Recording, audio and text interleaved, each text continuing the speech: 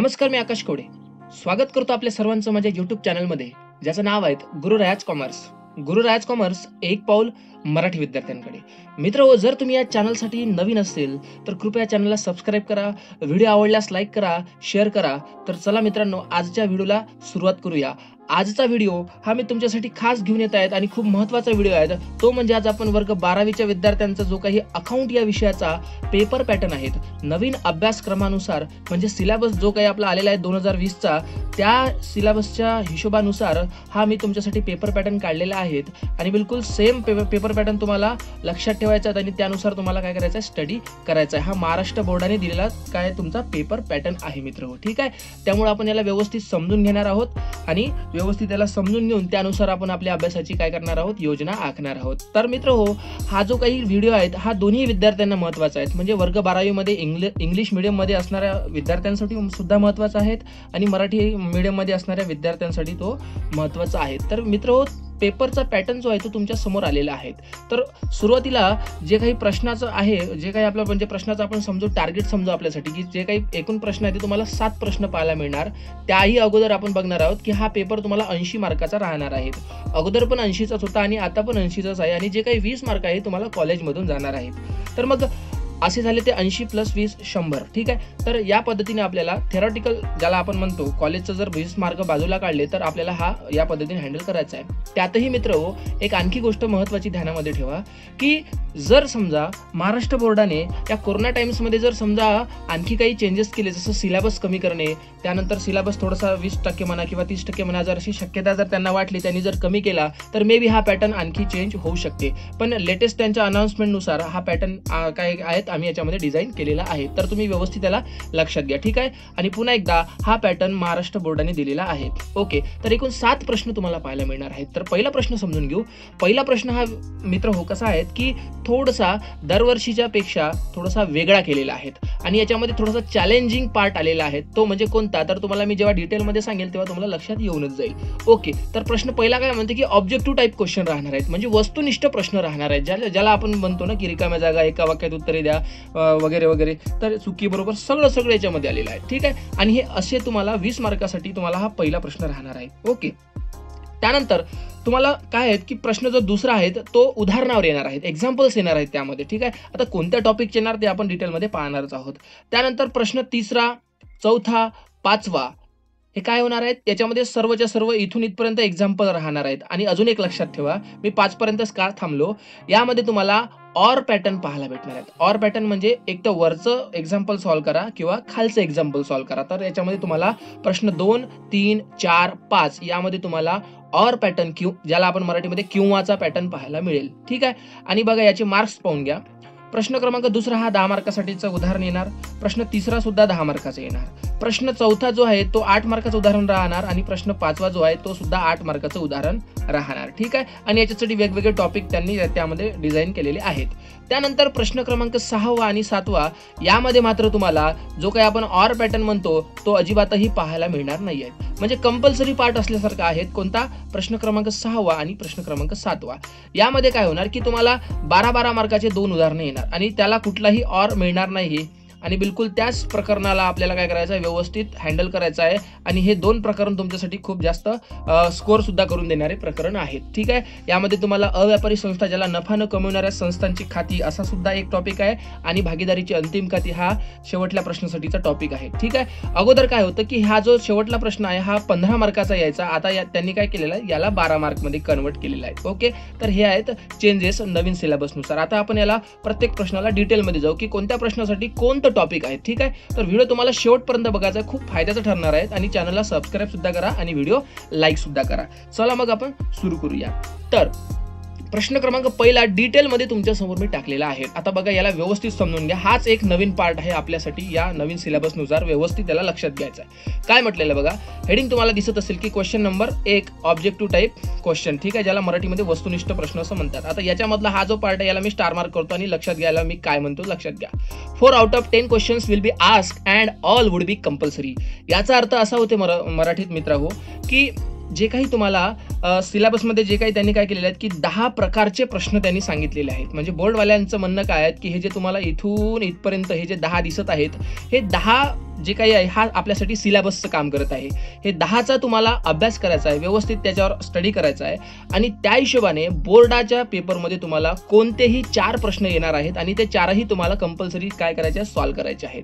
आलं लक्षात? मग ते 4 कोणतेही असू शकते. हाच एक चॅलेंजिंग पार्ट आहे. परत एकदा मी सांगत आहो, 10 तुम्हाला सिलेबसमध्ये दिलेले आहेत. या दिलेल्या 10 पैकी कोणतेही 4 पार्ट असं म्हणायचं आहे. फॉर एक्झाम्पल आता 4 पार्ट कोणते राहू शकते, जसं आता उदाहरणासाठी मी तुम्हाला सांगतो की जसं समजा त्यांनी विचारलं की समजा पहिला हा विचारला 1 झाला, त्यानंतर समजा याला विचारला हा 2 झाला, हा 3रा झाला आणि हा शेवटला काय झाला 4था झाला. तर असे 4 तुम्हाला काय करेल, तो पार्ट विचारेल आणि 4ही तुम्हाला काय करायचे आहे, सॉल्व्ह करायचे आहे, कंपल्सरी करायचे आहे. बस हेच तुमच्यासाठी काय आहेत, नवीन पार्ट आहेत. ठीक आहे.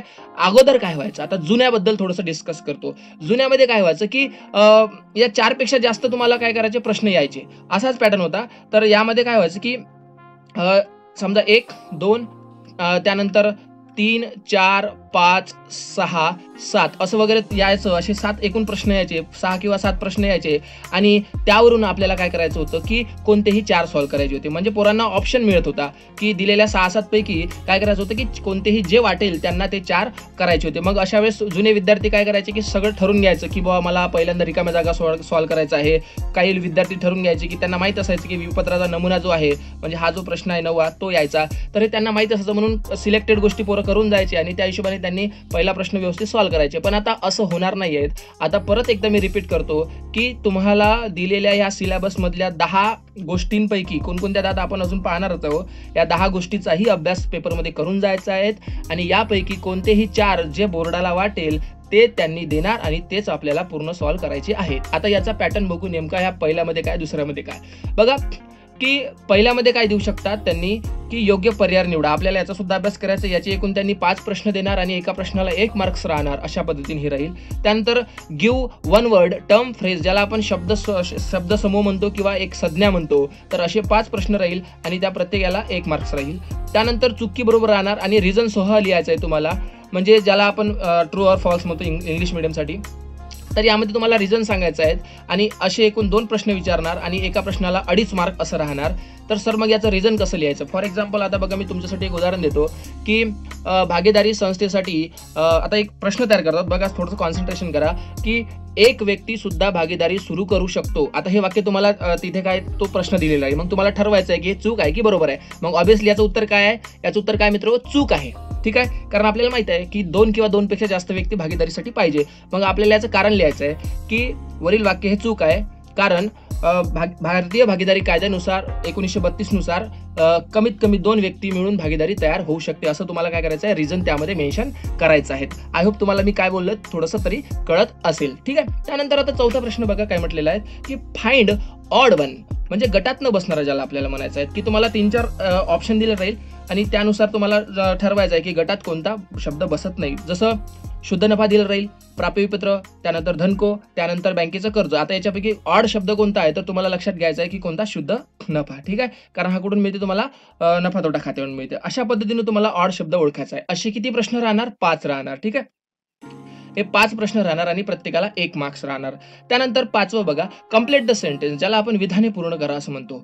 आता बघा की विधाने पूर्ण करा म्हणजे जे आता प्रश्न क्रमांक पहिला आहेत आणि प्रश्न क्रमांक जे काही तुम्ही आता 5वा बघत आहे यामध्ये थोडासा फरक आहे. कोणता की प्रश्न क्रमांक पहिलं सुद्धा एक प्रकारे विधाने पूर्ण करा सारखंच आहे, फक्त वरच्यासाठी तुम्हाला 4 ऑप्शन पाहायला मिळेल, 4 पर्याय पाहायला मिळेल आणि 5व्यासाठी कोणताही पर्याय तुम्हाला मिळणार नाही. डायरेक्ट तुम्हाला आन्सर त्यामध्ये राईट करायचा आहे. ठीक आहे. आणि असे प्रश्न सुद्धा किती येणार, 5 येणार आणि प्रत्येकाला 1 मार्क्स राहणार.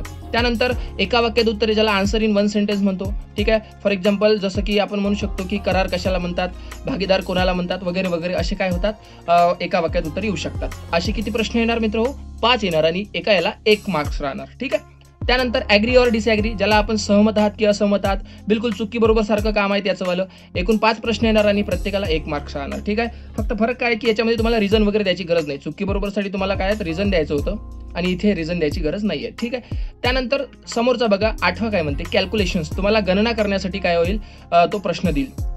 उदाहरणासाठी आता गणना करणे म्हणजे नेमकं कसं बघा, उदाहरणासाठी तो काय करेल की सांगेल एक उदाहरण, समजा एक प्रश्न मी तुमच्यासाठी सांगत आहे. एकूण असे 5 प्रश्न येणार आणि प्रत्येकाला 1 मार्क राहणार. जसं तुम्हाला एक इमारतीची व्हॅल्यू दिलेली राहील, इमारतीची व्हॅल्यू समजा आहे 10,000, तर तो प्रश्न तयार करेल की वरील इमारतीवर 10% दराने 6 महिन्यासाठी घसारा किती? तर तुम्हाला त्याचं कॅल्क्युलेशन करून तो घसारा काढून दाखवायचा. असे हे 5 प्रश्न बनेल आणि प्रत्येकाला 1 मार्क्स राहणार आहेत. त्यानंतर 9वा प्रश्न आहे जो जुन्या सिलेबसमध्ये तर बिलकुल येतच होता. आता आपल्याला गॅरंटी नाही की कोणतं येणार कोणतं नाही येणार, कारण 10 करून जायचे आहे, कोणतेही 4 विचारणार आहेत. ठीक आहे, तर विनिमय विपत्राचा नमुना तुम्हाला चॅप्टर समोरच्या मध्ये नवीन जे काही चॅप्टर आहेत ते त्यामध्ये तुम्हाला विपत्राचं सगळं काही डिटेलमध्ये आम्ही व्हिडिओ देणारच आहोत. ठीक आहे, तर त्याला सुद्धा आपल्याला करून जायचं आहे. त्या नमुन्याला होऊ शकते हा जर प्रश्न आला तर बिलकुल इझिली राहणार आणि हा प्रश्न बिलकुल एकच येणार आणि त्याला डायरेक्ट 5 मार्क मिळणार. परत सांगतो, एकच प्रश्न राहील आणि त्याला 5 मार्क्स राहणार. यामध्ये बिलकुल आपल्याला जसं आपण लेटर लिहितो एखाद्याला त्या पद्धतीने याला व्यवस्थित लक्षात ठेवायचं आणि बिलकुल सोपा टॉपिक आहे. त्यानंतर आहे 10वा तक्ता पूर्ण करा. आता तक्ता पूर्ण करामध्ये काय होईल की तो एक छोटासा डायग्राम सारखा तुम्हाला दिलेला जाईल. डायग्राम म्हणजे बॉक्स सारखा दिलं राहील आणि त्यामध्ये असे याचे एकूण 5 प्रश्न राहील आणि प्रत्येकाला 1 मार्क्स राहील. आता कोण्या पद्धतीने राहणार सर? जसं आता तुम्हाला दिसत असेल की माझा जो बॉक्स आहे तर त्या बॉक्स प्रमाणे राहील. जसं आता मी तुम्हाला इथे साईडला थोडंसं लिहितो, त्याच्यावरून तुम्हाला थोडासा अंदाज लावू शकता. बघा इथे तो काय करेल, तक्ता पूर्ण करासाठी असा एक छोटासा बॉक्स देईल. या बॉक्समध्ये थोडंसं काय करेल की एखादी प्रश्न तयार करेल तो. आता जसं फॉर एक्झाम्पलसाठी तुम्हाला लक्षात यायला पाहिजे म्हणून मी काय करतो, टाकतो. बघा हा समजा उत्पन्न आहे, मी ऊ लिहिला म्हणजे उत्पन्न, ज्याला इन्कम म्हणता येईल, आणि हे समजा खर्च आहे. ठीक आहे, तर आणि इकडे तुम्हाला काय करायला लागेल की समजा नफा देईल तो. ठीक आहे, तर आता सांगेल तो उत्पन्न समजा 10,000 असेल आणि खर्च जर समजा 8,000 असेल तर तुमचा नफा किती? तर ऑब्व्हियसली तुम्हाला हा तक्ता कसा पूर्ण करता येईल, कसा करता येईल हा या म्हणजे 2,000 जे काही आन्सर राहील त्या हिशोबाने तुमचा हा तक्ता पूर्ण होईल आणि तुम्हाला याच्यावर 1 मार्क्स मिळेल. अशा पद्धतीने हा तक्ता तयार होईल. ठीक आहे, आय होप तुम्हाला थोडंफार कळत असेल मित्रांनो. ठीक आहे, त्यानंतर आता समोर काय करायचं आपल्याला की बाकीच्या प्रश्नाला समजून घ्यायचं आहे. परत प्रश्न पहिल्यासाठी काय लक्षात ठेवायचं आहे, 10 गोष्टी अभ्यास करून जायच्या आहे आणि कोणत्याही 4 गोष्टी आपल्याला विचारणार तर त्या आपल्याला 4च्या 4ही येणं आवश्यक आहे. ठीक आहे, तर समोरचं बघा क्वेश्चन नंबर 2 आणि 3. 2 आणि 3 साठी पॅटर्न लक्षात घ्या थोडासा, की प्रश्न क्रमांक 2 आणि 3 ऑर पॅटर्न तुम्हाला पाहायला भेटेल आणि त्यासाठी चॅप्टर कोणते आहेत पहिल्यांदा पाहून घेऊ आणि नंतर बाकीचं डिस्कस करू. तर यासाठी तुम्हाला एकूण 4 प्रकरणं राहील. एक बिल ऑफ एक्सचेंज म्हणजे विनिमय विपत्र. दुसरा आहे ऍडमिशन्स ऑफ पार्टनर, ज्याला भागीदाराचा प्रवेश असं म्हणतात. त्यानंतर रिटायरमेंट ऑफ पार्टनर, भागीदाराची निवृत्ती. त्यानंतर डेथ ऑफ पार्टनर, भागीदाराचा मृत्यू. असे एकूण 4 प्रकरणं तुम्हाला सिलेबसमध्ये आहे. या 4ला व्यवस्थित करून जायचं आहे. आता सर मग आम्हाला एक डाऊट आहे की प्रश्न क्रमांक 2मध्ये कोणते प्रकरण येणार आणि प्रश्न क्रमांक 3मध्ये कोणते येणार? तर मित्र हाच खरा का सस्पेन्स आहे. ठीक आहे, तर नवीन सिलेबसनुसार बघा त्यांचे क्वेश्चन कसे तयार होऊ शकते. ठीक आहे, तर अजूनपर्यंत याच्यावर क्लिअरिफिकेशन आलेलं नाही तर काही विद्यार्थ्यांना असं वाटेल की सर सुरुवातीचे जे 2 आहेत ते पहिल्यासाठी असेल आणि नंतरचे जे 2 आहेत ते दुसऱ्यासाठी असेल. मे बी असं सुद्धा होऊ शकते किंवा क्वेश्चन काढणाऱ्यावर डिपेंड राहणार की तो कशा पद्धतीने काढणार. त्यामुळे आपल्याला या 4ही टॉपिकला करून जायचं आवश्यक आहे. बघा आता काय होणार. पहिली गोष्ट, प्रश्न क्रमांक 2 तुम्हाला 10 मार्क्स देणार आणि 3 सुद्धा 10 मार्क्स देणार. मग या पद्धतीने तुम्हाला प्रश्न क्रमांक 2साठी काय होईल, एक अ नावाचा म्हणजे ए मधला क्वेश्चन राहील आणि बी साठी क्वेश्चन राहील. एक तर तुम्हाला वरचा येत असेल तर वरचा सॉल्व्ह करा, नसेल येत तर खालचा सॉल्व्ह करा. हा राहील तुमचा ऑर पॅटर्न. सेम काम कोणासाठी, 3साठी सुद्धा सेम काम राहील. मग आता टॉपिक कोणते राहणार सर? तर बघा टॉपिकसाठी आपण विचार करू. जसं की त्याने काय केलं, इमॅजिन करा 2 मिनिटासाठी की जसं त्याने काय केलं की प्रश्न क्रमांक 2 अ साठी बिल ऑफ एक्सचेंजचा एक प्रश्न उचलला आणि प्रश्न क्रमांक बी साठी त्याने डेथ ऑफ पार्टनरचा एक प्रश्न विचारला. तर जे काही उरलेले जे काही टॉपिक राहील त्याच्यावर तो प्रश्न क्रमांक 3 तयार करेल. राईट, म्हणजे तुम्हाला थोडंसं लक्षात येत असेल मी काय बोलत आहोत.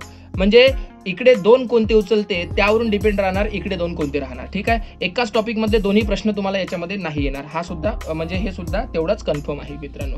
ठीक आहे, तर लक्षात ठेवायचं आहे, एकच लक्षात ठेवायचं आपल्याला व्यवस्थित सर्व काही करून जायचं आहे. अगोदर सगळं फिक्स होतं की माहित होतं विद्यार्थ्यांना जुन्या सिलेबसमध्ये की कसं काय चालायचं, पण यावेळेस थोडंसं त्यांनी इतका चेंजेस केलेला आहेत. ठीक आहे, मग काही विद्यार्थी म्हणत असेल सर ये तो हमारे साथ बहुत नाइंसाफी हो गई, क्योंकि सर इट्स कोरोना टाइम.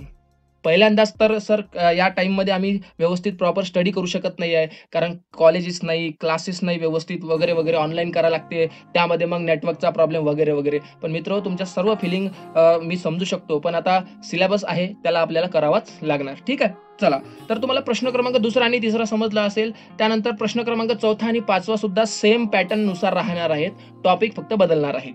बघा प्रश्न क्रमांक 4 आणि 5 हा 8 मार्क तुम्हाला मिळून देणार. यासाठी सुद्धा 4 चॅप्टर आहेत. पहिला आहे बघा डिसॉल्युशन्स ऑफ पार्टनरशिप फर्म, म्हणजे भागीदाराचे काय झालं की भागीदाराचे म्हणण्यापेक्षा याच्यामध्ये थोडंसं मिस्टेक झाली मित्र टाईप करताना. यामध्ये काय भागीदारीचे विसर्जन. राईट, तर भागीदारीचे विसर्जन. त्यानंतर दुसरा कंपनी अकाउंट्स म्हणजे इश्यू ऑफ शेअर, ज्याला प्रमंडळाची खाती भागांचं लेखांकन म्हणतात. त्यानंतर कम्प्युटर इन अकाउंटिंग, लेखांकनात संगणकाचा उपयोग. त्यानंतर आहेत अनालिसिस ऑफ फायनान्शियल स्टेटमेंट म्हणजे वित्तीय विवरणाचे विश्लेषण. तर या जे काही 4 प्रकरण आहे याला सुद्धा व्यवस्थित करावं लागेल. आणि जो काही दुसऱ्या तिसऱ्या प्रश्नासाठी पॅटर्न होता तोच पॅटर्न आपल्या चौथ्या आणि 5व्या प्रश्नासाठी राहणार. यामध्ये तुम्हाला ऑर मिळेल, अ आणि ब, ए बी असे तुम्हाला पाहायला मिळेल. जो प्रश्न तुम्हाला येईल त्याला सॉल्व्ह करायचा आहे आणि जो तुम्हाला वाटत असेल की नाही येत तर त्याला आपल्याला सोडायचा आहे, कारण याच्यामध्ये ऑर पॅटर्न आहे. चौथ्यासाठी सुद्धा तेच आणि 5व्यासाठी सुद्धा तेच. आणि पुन्हा तेच लॉजिक की जर समजा पेपर काढणाऱ्यांनी काय केलं की एक टॉपिक याचा विचारला आणि इमॅजिन करू ब साठी सुद्धा चौथ्यासाठी खालचा विचारला, तर जे काही उरलेले आहेत ते याला विचारू शकते किंवा याच्यापेक्षा दुसरं सुद्धा आणखी काम होऊ शकते. कोणतं की होऊ शकते चौथ्यासाठी हा प्रश्न आणि हा प्रश्न उचलला, मग जे काही उरलं असेल तर हा प्रश्न आणि जो काही शेवटला प्रश्न आहे तो कोणासाठी विचारेल, 5व्यासाठी विचारेल. ठीक आहे, आय होप तुम्हाला समजत असेल. म्हणजे हा रॅन्डमली सुद्धा विचारू शकते किंवा सिक्वेन्शियल सुद्धा तुम्हाला विचारू शकते. ओके, त्यानंतर आता समोरचा आहेत प्रश्न क्रमांक 6वा आणि 7वा. हे तर बिलकुल फिक्स आहे, यामध्ये तुम्हाला पहिली गोष्ट ऑर पॅटर्न पाहायला मिळणारच नाही. मग सर नेमकं काय, तर बघा 6वा आणि 7वा प्रश्न तुम्हाला एकूण किती मार्क्स देणार आहेत, 12 मार्क्स देणार आहेत. राईट, किती मार्क्स देणार आहेत, 12. म्हणजे सर 12 × 24 मार्क आणि आम्हाला 35-40च्या जवळपास जर पासिंग असेल तर मस्त काम होते, पण याला तुम्हाला व्यवस्थित करावं लागेल मित्रांनो. ठीक आहे, तर असो. तर नफा न कमवणाऱ्या संस्थांची जे काही खाती आहेत ज्याला आपण accounts of not for profit concerns असं म्हणतो, तर तो तुम्हाला टॉपिक राहणार आहे. कुठलाही ऑर पॅटर्न नाही राहणार याच्यामध्ये आणि त्याच्यावरील गणित तुम्हाला 12 मार्क्ससाठी प्रश्न क्रमांक 6ला पाहायला मिळेल. त्यानंतर प्रश्न क्रमांक 7 साठी काय होणार की भागीदारीची अंतिम खाती मिळणार आणि यामध्ये तुम्हाला पूर्ण मोठं गणित तुम्हाला पाहायला मिळेल हे दोन्ही प्रश्नामध्ये आणि ते तुम्हाला कितीचं मिळणार, 12 मार्क्ससाठी तुम्हाला हे सगळं काही राहणार आहे. आय होप तुम्हाला पॅटर्न सगळं समजला असेल आणि तुम्हाला जर काही तरीही अडचण आली तर तुम्ही मला कमेंट बॉक्समध्ये कमेंट नक्की करू शकता. ठीक आहे, व्हिडिओ आवडला असेल तर लाईक करा, चॅनलला सबस्क्राईब सुद्धा करा. ठीक आहे मित्रो, थँक्स फॉर वॉचिंग गुरुराया कॉमर्स, एक पाऊल मराठी विद्यार्थ्यांकडे. ठीक आहे मित्रो, टेक केअर, बाय बाय.